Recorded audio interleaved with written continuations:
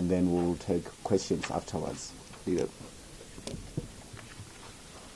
Thank you, and good morning, everybody, and good morning to our fellow South Africans. I think when you travel around the country, you realize how many of our citizens face difficult days. Not only are South Africans without work, and the majority of many South Africans find themselves poor, they find themselves asking questions about their future. You speak to business owners, you speak to health practitioners, all of them are faced with a challenge that has now gripped our nation.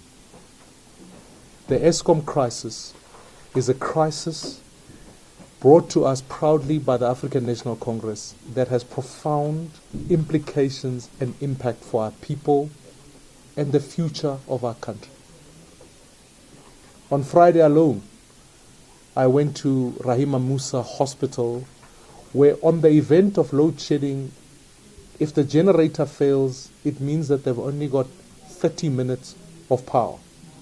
Now that might not mean anything to you, but you tell that to the person who's undergoing surgery, that they've only got 30 minutes, that's not a good thing. You tell that to a person on a ventilator, tells them that they've only got 30 minutes, that's a decision of life and death. You speak to a small business owner who says to me that for them, when they are molding glass or plastic or whatever they're making to sell, that if there's stage 2 up to stage 4 load shedding, it means that by the time they've wasted the 2 hours of electricity production they've had, that the next 4 hours of not having electricity means that that business at the end of the month does not have the opportunity to pay the people who work for it, but furthermore, we put that business under pressure. I was in Paris over the weekend, and I discovered very quickly that when you go through the town, when there's load shedding, the town is shut down. When you go to our townships and our communities, I was in Mwate. You speak to the people there who, for them, load shedding is a common occurrence. Because for them it means that they spend days in absolute darkness. Fellow South Africans, this is not impacting only citizens at home. It's reached into our hospitals, it's reached into our schools, it's reached into businesses, and will make life difficult for our citizens. We have to respond as a country, not as business as usual. We have to take bold and decisive action now. We are having load shedding and it's not even winter. When we head into the winter period, it will become an even greater crisis. It is a crisis made by the ANC. They can claim sabotage or they can claim to be shocked. But there's no shock in this when you have a leader who was at the helm of Eskom since 2014. There can be no sabotage when you refuse to change the laws that would make it possible for us to avert what crisis seems to threaten the future of South Africa. Therefore, as the DA, we're standing here today wanting to make a number of requests to this particular government. We have to keep the lights on. We have to keep the lights on not because it's good for the psyche of our nation, but it's good for business.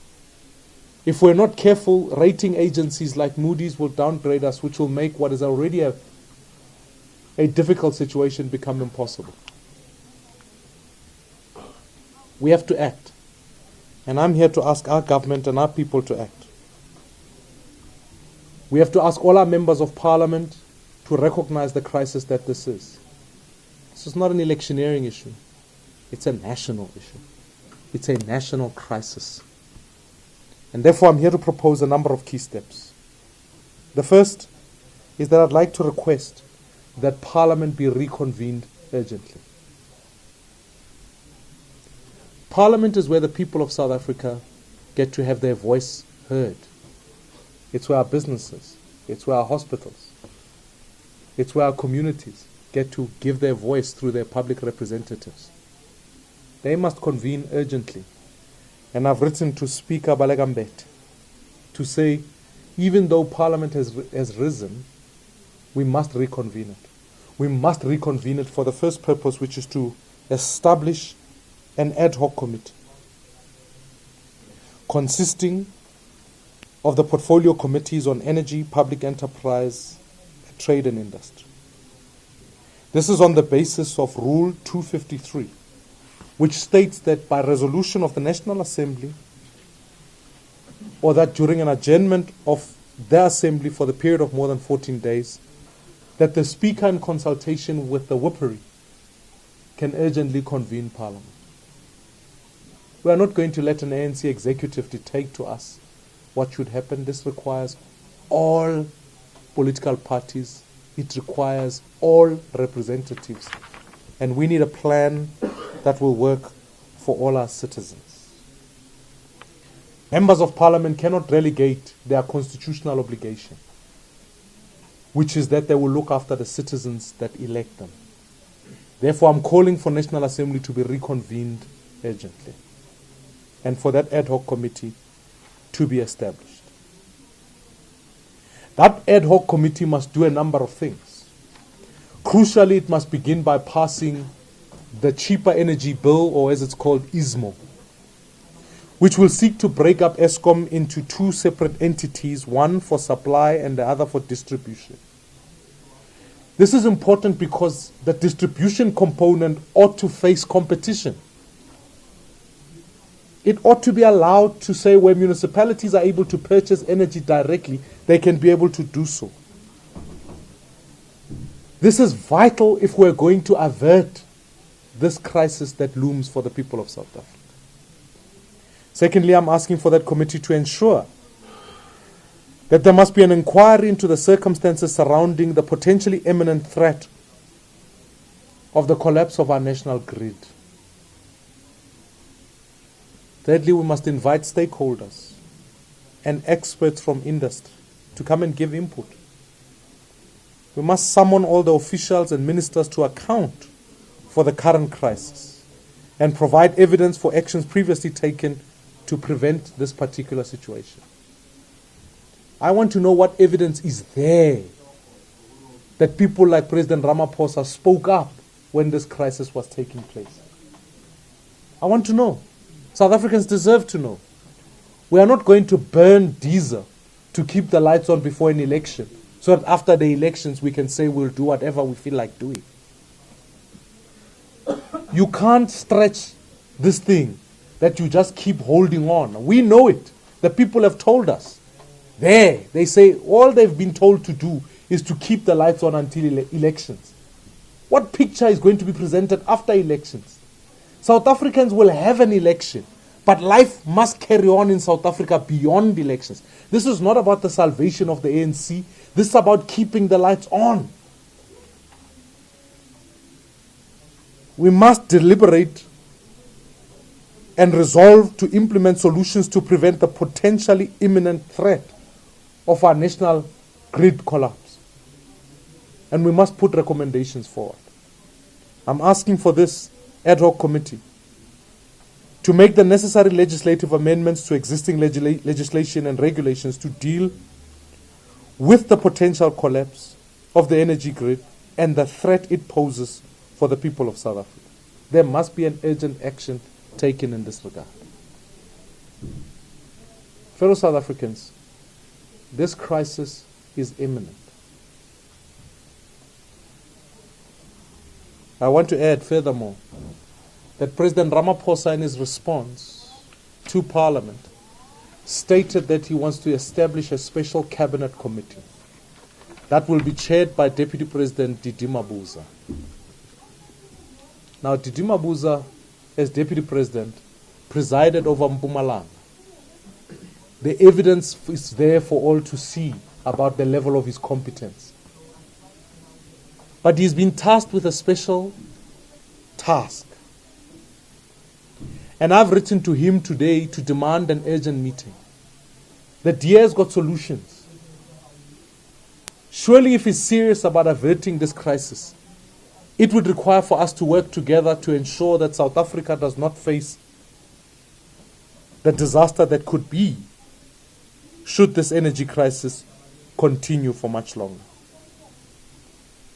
And therefore I have written to him urgently to discuss with him a number of solutions. And these are them. That we must privatize Eskom's generation entities so as to diversify what energy enters the grid while increasing competition and lowering costs. Secondly, we must instruct Eskom to freeze the last 2 units of Kusile build immediately, and rather to look for the entrance of independent power producers. Now, many people are critical of IPPs. You cannot judge all the IPP sector on the basis of 1 or 2 examples. Solar is a crucial component of our future energy. South Africa cannot be dependent 80% on coal. It ought to diversify its energy if we are going to live not only in advancing the cause of sustainable climate, but ensuring that we bring stability to our grid requires a heavier investment on sustainable energy, and I would urge that solar is one of those key components. We must commit Eskom's maintenance and engineering employees as an essential service. Municipalities must immediately install smart meters for residents so that they can collect revenue on time. We must allow metros that function well to source energy directly from independent energy suppliers. This crisis requires deliberate and decisive action. If the president is shocked solely, he must step aside so that we can channel a way to ensure that we can avert what is a crisis that before us. The last thing we need is not shock, we need leadership. On Friday, I'm asking all the people of this country, fellow South Africans, we'll be mobilizing across the country. We'll be marching to demand this. We're calling it a National Day of Action. It so happens it will be the last working day of the month of March. Because on the 1st of April, South Africans will wake up to a shock. The shock is that they are going to increase the cost of fuel, as was tabled in the budget, and Eskom have been given an increase. Why are we asking the people of this country who are already settled with high costs of living to finance an entity that is failing to a government that is without a plan? We demand action and we demand change. Therefore, we will be gathering together on Friday across the country. I will be in Gauteng, and I'm calling the people of South Africa to gather together to make their voice heard in a crisis that is before them. Because ultimately it will require all of us as the people of this country to stand together. Our message is quite clear. There is a plan on the table to fix this crisis. We need to institute this plan. If we want to save the ANC, then we will lose South Africa. Our job is to work for the people of this country and implement this plan, and Parliament must take a lead. Thank you very much. Thanks, Leader. Tesh, do you want to give us the background of all the action steps we've taken to date? Yes, thank you, Solly. The DA has been very well aware of the imminent crisis since 2014. And my then colleague, who was the spokesperson on energy, Lance Kraling, wrote to the Speaker requesting a revival of the then ISMO bill as it was tabled before Parliament, because it was on the table and then had been withdrawn in 2012. A lot of the action came about in the year 2016, 2017, because that's when we discovered the full extent of state capture at Eskom. And if you remember, it came about because I asked a question to Lynn Brown as to whether Trillion Capital had done any work with Eskom. And the answer that I got back was no and not applicable. And that's what set the ball rolling and enabled us to force the Speaker of Parliament to create an inquiry of investigation into the state of capture at Eskom. So we've requested investigations into Lynn Brown for misleading Parliament. John Steenhuisen asked for a disclosure of registrable interests of Mr. Brian Molefe MP when he was made a member of Parliament. We requested the full-scale parliamentary inquiry into Eskom, which we all saw and watched. We have had a total of 12 motions passed in the House requesting various debates to take place. Most recently, we had the debate of national urgency on the Eskom crisis. We were told that we could expect a period of 2 weeks where we would have answers from both the Ministry and from Eskom. None of them have happened. On the 28th of October, the leader, Mmusi Maimane, and myself announced that we would be tabling our own ISMO bill, which is known as the Cheap Electricity Bill. I'm happy to inform you that this bill was in fact tabled and is out for public comment as we speak. We also asked for an investigation, John Steenhuisen did, into why exactly the energy sector is closed at the moment, and we have asked for things, for example, the price of diesel and where we're procuring our diesel from to be made public, and we are being told that it's commercially sensitive information. So what we've done is we've actually pired these particular contracts because we don't think it's commercially sensitive, and we think that South Africans have every right to know exactly from whom and how much we are purchasing our diesel. So, Solia, I think it's quite obvious that since 2014, the DA has been pioneering and certainly pushing resolutions and offering proposals to be put on the table. Most recently in Parliament, I went so far as to beg the ANC to allow us to sit around a table and act as South Africans and put politics aside and realize that this is a national crisis that transcends the boundaries of politics. We have solutions that we believe could work as quickly as next week. And all we require is the ANC to put aside ideological differences that they have with the Democratic Alliance, sit down with us and discuss proposals that we have. These proposals are costed. They have been looked at by experts across the country who agree that they are usable, they are workable, and all we need now is to start acting like we did when we took up state capture. We also called for a day of national action, leader, and people marched with us across the country. And it forced South Africans and it forced the government to start these inquiries into state capture. And that is what we need to do now as South Africans. With the work the DA has already done in Parliament, with the help of fellow South Africans, let's do a national call to action and force the ANC to sit down around a table with us and look at the solutions we know can affect a massive change in our country and solve a crisis and avert a possible national blackout. Thanks, Natasha, for that. Colleagues, we are going to take questions as usual. Just do the normal business of introducing yourself and the media house you are representing, and then we'll be able to move quickly into getting those responses. So can I take the first round of hands for questions? Aldrin, you're one. Any other one? Should I presume that's the only? Two. Those will be the two questions that we'll take. Aldrin, take the first one. Good morning, Alvin here from ENCA. Where exactly are you marching to, and on whose office are you marching? And is there a deadline in terms of the memorandum of demands that you'll be handing over to whichever office holder you'll be marching to?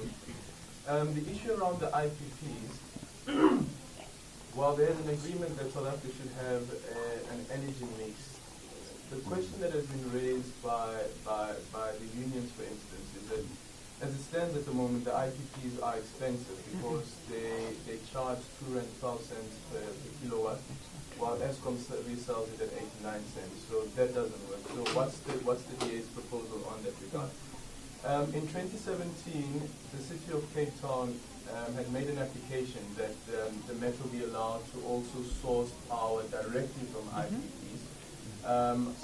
What's the status of that court application, and is the DA taking any further action? Cool. Let's take the second one, and the responses will be combined. My name is My question first is the separation of ESCOM into two entities. How different is that from the current into three entities? And then secondly, also, I mean, how does that relate to the cost of privatization of ESCOM? That's the question for me. Cool. Okay, let me take a few of the responses. Eldrin, on Friday, we want to march on the union buildings because this requires all the leadership. We want to call on all South Africans to stand together across the country. Make sure we make a bold stance.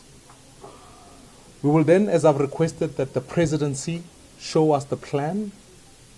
We will give them at least 5 days to respond to us. And then subsequent to that, we will then announce further action because it's crucial at this point in time that we make all the appropriate steps. This is a crisis. We joke about it in some points, but it is a national crisis. And our leadership is seeking to protect a political party rather than, in fact, dealing with the crisis that is before us. Let me highlight on questions of IPPs. Aldrin, you know as much as I do. Technology, especially around independent power producers. Around solar, we've seen a reduction of costs. Natasha here will give you the exact figures, but I dispute the figures that the unions are putting out. Solar is already coming in cheaper. The reason this government is not going to act in allowing IPPs to come on board is because they know it will threaten the sustainability of ESCOM as an entity. That's why. All technology, whether it be wind, whether it be gas, whether it be hydro, starts at a particular cost. But over time, any economist will tell you, as innovation comes into play, already the cost of solar is much cheaper. Therefore, I think the notion that says that IPPs will come into the grid at a much higher cost is a fallacy. It's wrong. Now, unions legitimately have come and said, no, we are concerned about job losses. I'm here to argue that we can diversify the skill set of the people who are working so that we can allocate them to different areas of expertise. So that more people can be working, not less. At this point in time, we can protect all the people who are working. But ask any small business today, they are laying off people. So, should we just only be protecting some and forget the rest of the country? Surely, we have national interests here. And I make my call quite clear. In the discussion of an establishment of an ad hoc committee, Labour must be represented so that we can put the argument on the table. But we cannot sit back and simply say, we are going to just hear one voice and ignore the voice of the unemployed or the voice of those who are left out. It simply can't be accepted.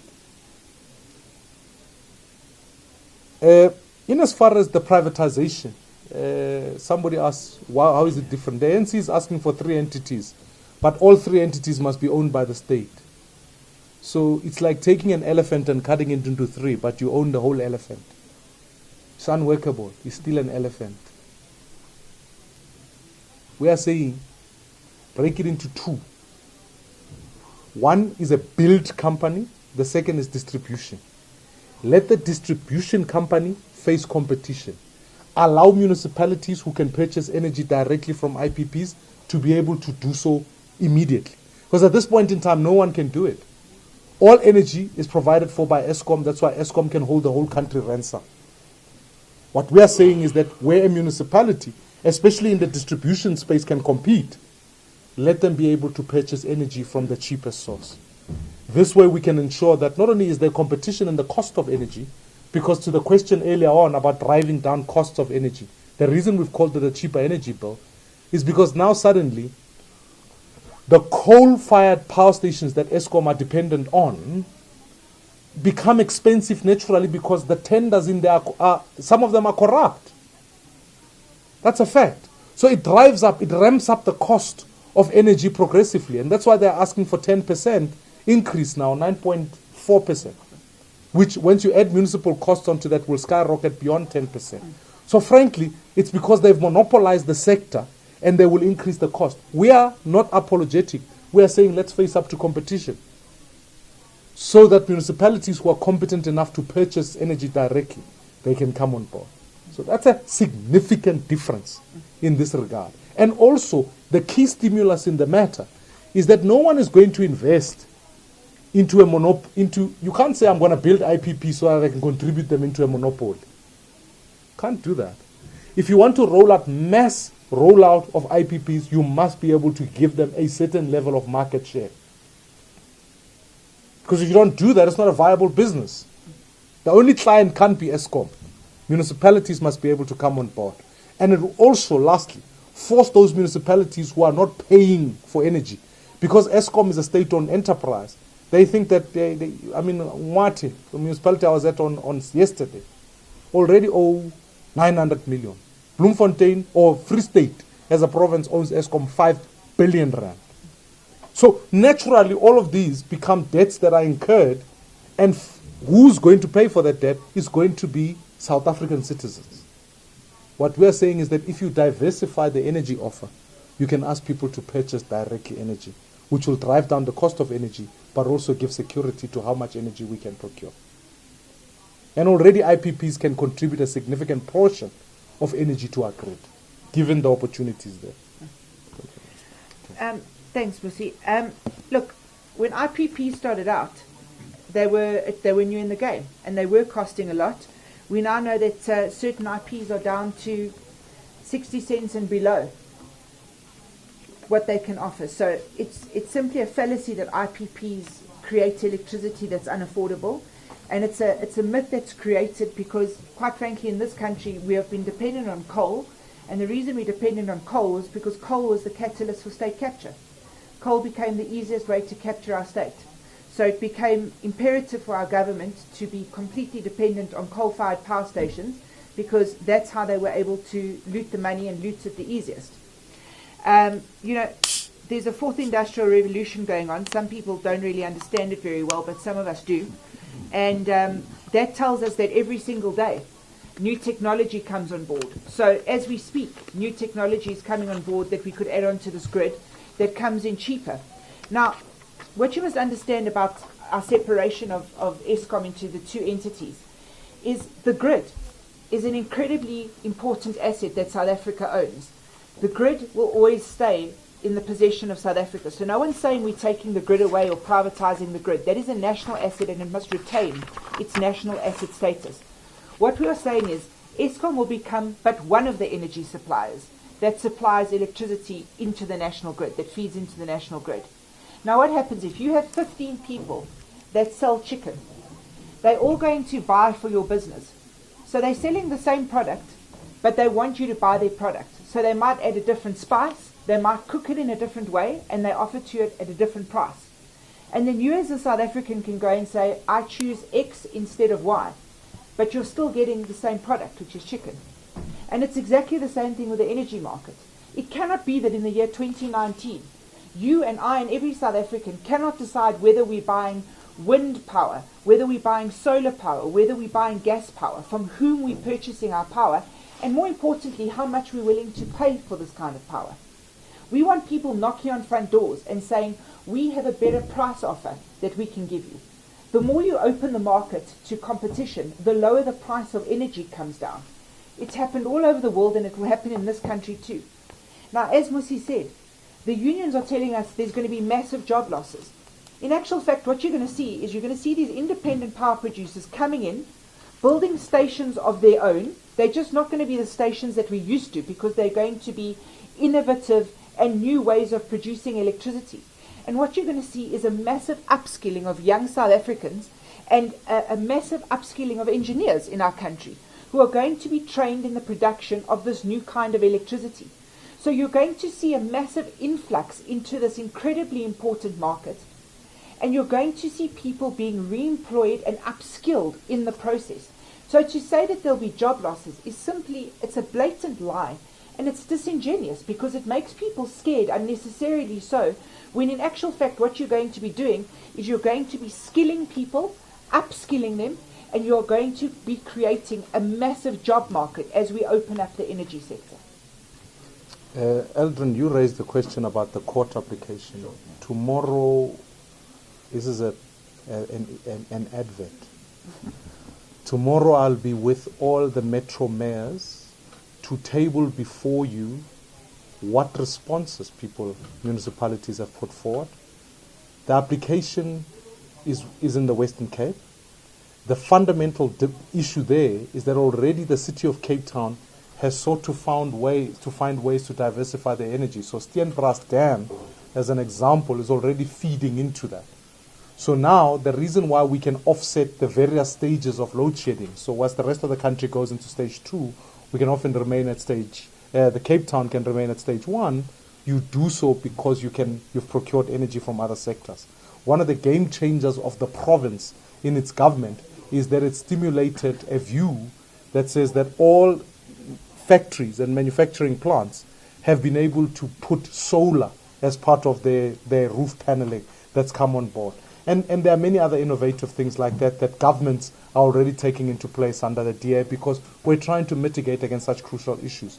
And we really want to exercise, and I'll speak about it at length tomorrow, the bylaw regulation that allows for people and what feedback mechanisms they can put into the grid. But I will certainly give a further update on this matter. And Mmusi, just so that Aldrin knows, it's called a 34 declaration. That's what's before the High Court. That's what the Western Cape government has sought. Thanks, Tesh. Let's take the last two questions. Oh, there's a protest.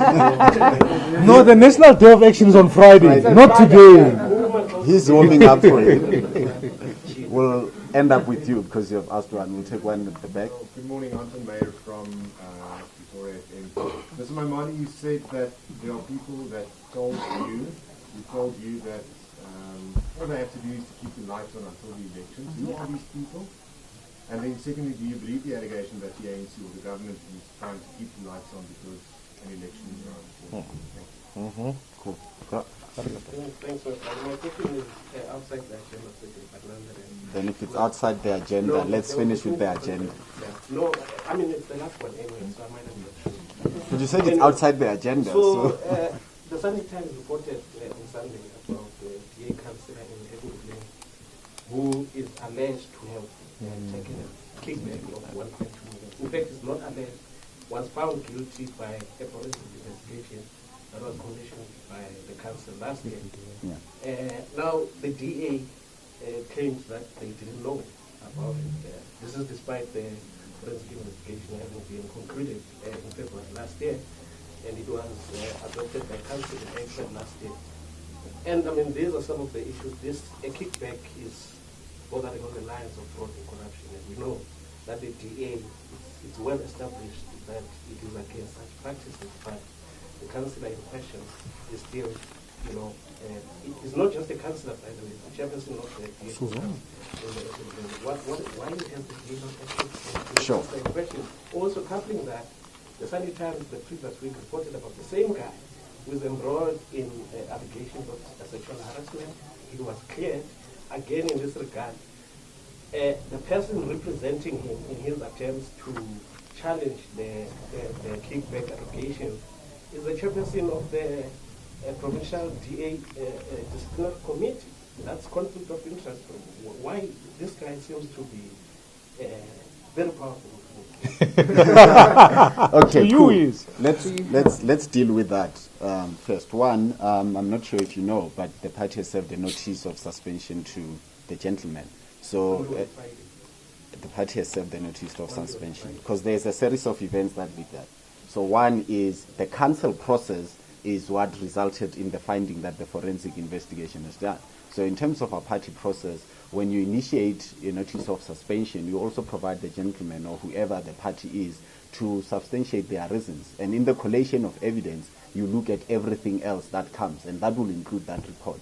Secondly, to deal with your conflation of the issues in terms of the allegations of sexual harassment, the province investigated that case. They found that there was no substance to the allegations that was dealt with. As to which DA member chooses whoever to represent them in dealing with a case in council, that is their choice. There is no limitation as to who your representative could be, and that is who he chose to represent him. There is no clear conflation of anything. There is no fear of some mysterious, powerful individual in there. The notice of suspension has been served, and that's how the party is dealing with that. There will be a hearing in the next few days to give effect to that notice of suspension. So, Leader, you want to deal with your Pretoria? But before I answer my question, I said, why did it take so long? Because I'm telling you now that you only sent the notice on Friday after the Sunday Times inquired about the issue, and this issue has been hanging in the air almost a year. So had the Sunday Times not inquired, was the notice going to be issued on the guy? I think we're giving too much credit to your publication. The release of the forensic evidence. But I'm answering you, so you have to also give me a chance to respond to you. Because your question was not interrupted, right? Yes, so let the response not be interrupted. So the council released the forensic report, right? So the party, in serving the notice of suspension, has to be a grievance laid, or there has to be evidence emerging that there is alleged wrongdoing. You can't just thumb-thug an allegation. There has to be a submission that there is suspected wrongdoing, complemented by evidence. And in considering that evidence, there has to be a trial, an internal trial. And these things follow a series of events. You can't just, on the basis that council is investigating, issue a notice of suspension, whereas that key part of evidence which will be considered is the very same forensic report that you'll have to consider in defense or in mitigation or dealing with the issue. So with all the excitement about the role that the Sunday Times played, the notice of suspension is not in reaction to the Sunday Times reporting on the story. Sure. We have failed to act on someone with such serious allegations. Do you understand what a notice of suspension does? You always call for people to be suspended despite guilt against them. My chief. I'm just finishing up my question. I don't think you accept the nature of how we do business, and I don't want to get into a back and forth into that. Let me respond to Anton, because that's the business of why I'm here. Anton, the people who have informed us, one, there are many employees who work on site who have informed us of this. There are some leadership figures.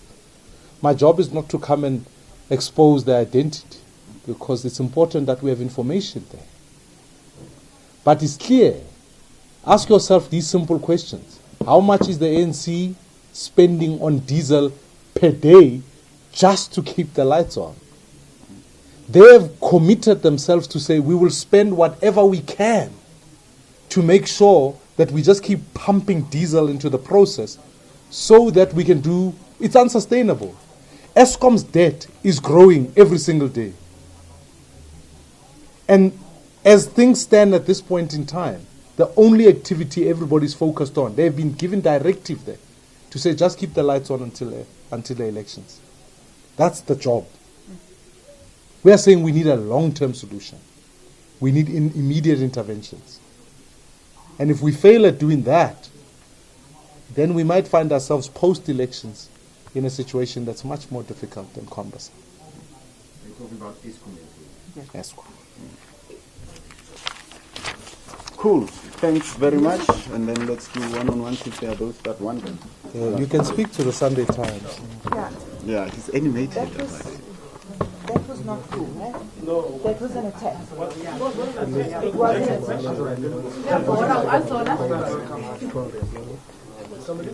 No, but I was invited. I'm not asking questions. No, I don't care.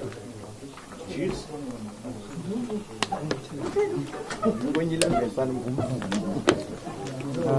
Thank you everyone for coming through. No, but this guy must not talk nonsense. No, you see, this is also not cool. No, but He's talking nonsense.